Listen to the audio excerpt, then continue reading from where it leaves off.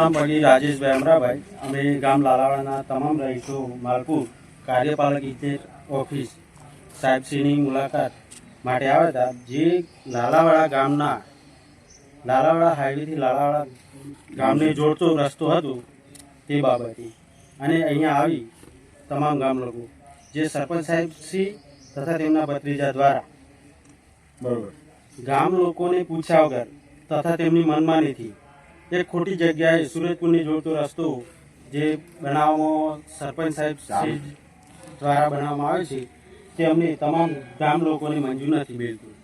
અને ગામની 70% વસ્તી જે બાજુ વસે છે તે બાજુ નહીં, પરંતુ ગામના જે 4 ઘરો અલગ છે તે બાજુ બનાવતા અમે ગામ લોકો તે બાબતે સદંતર તેમાં કોઈ પણ પ્રકારનું સહભાગી નથી અને તે રસ્તાનો અમે વિરોધ દર્શાવીએ છીએ.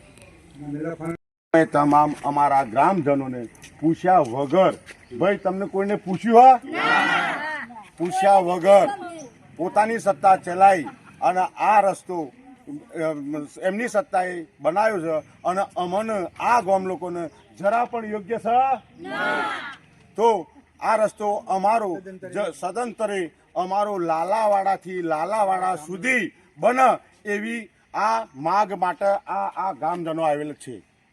જય હિન્દ, જય ભારત.